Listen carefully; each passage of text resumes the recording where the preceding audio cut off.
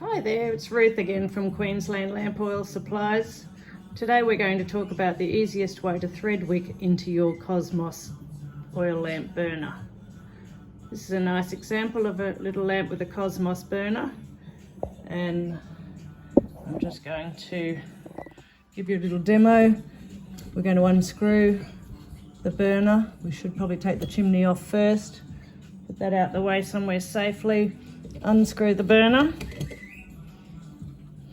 Bear with me while I just adjust the camera now to show you the burner. They're quite interesting the way they work. You'll notice that the wick threads from underneath into a horseshoe shape opening.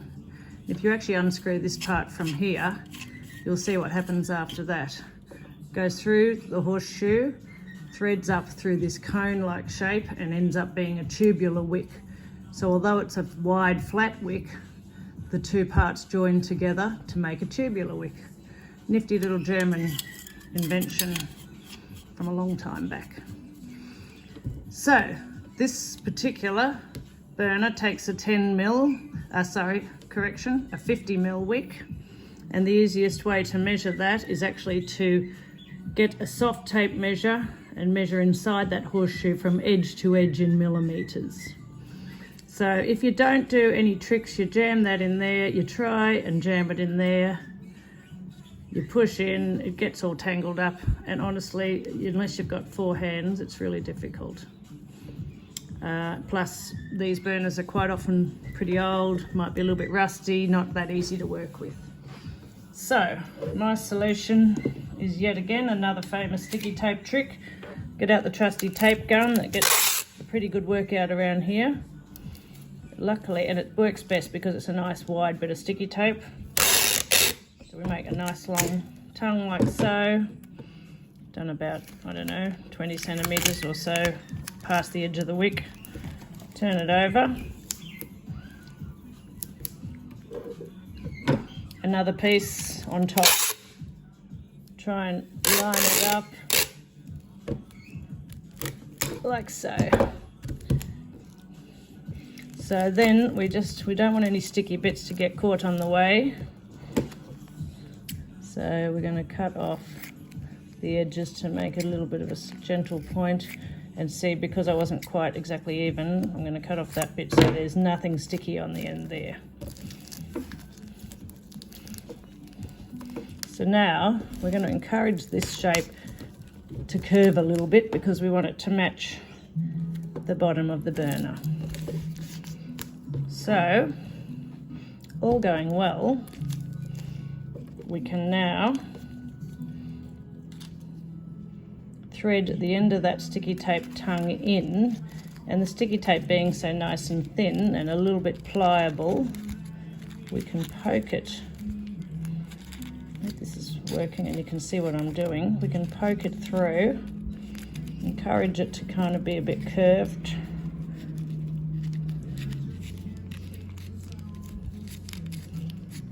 Aha, and see what's happening at the end here? A nice little piece of sticky tape poking through. That's exactly what we want. So then we give it a little gentle pull until such time, in fact, a slightly wider bit of tape wouldn't have been bad because we've got a bit of wick hanging over the end there, but my tape gun tape is obviously a little bit narrower than the wick. Should still be okay.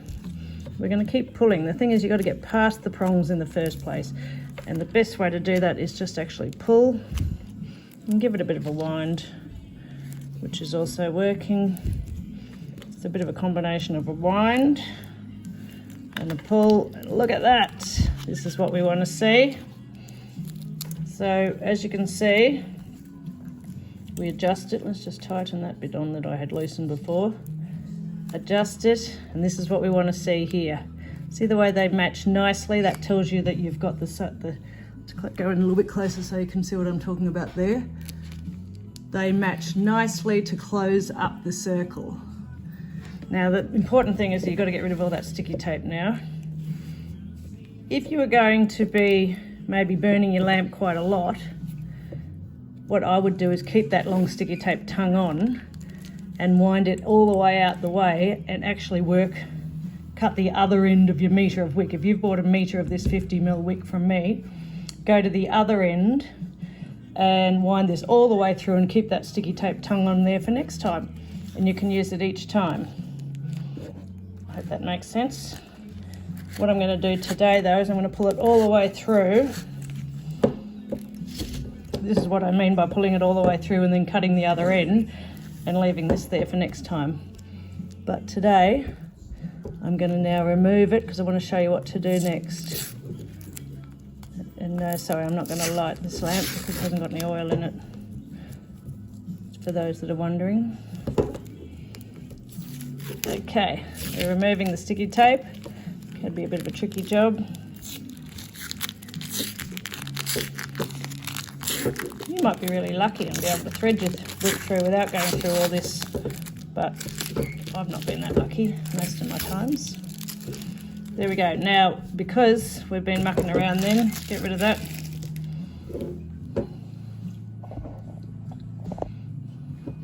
Next important thing is that you've got to make this nice and flat. Hopefully you've got a nice sharp pair of scissors like I used to have before someone borrowed them and used them to work on his Honda Civic in the garage. Okay, nice smooth edge. Now we're going to pull this back up again, just give it a gentle pull, not too far. It'd be funny if it went down the end, wouldn't it? That would make for good viewing. Okay, now look at this. This is what we want to see. Look at that. Oh, a bit of sticky tape. That's not what we want to see. There we go, get rid of that.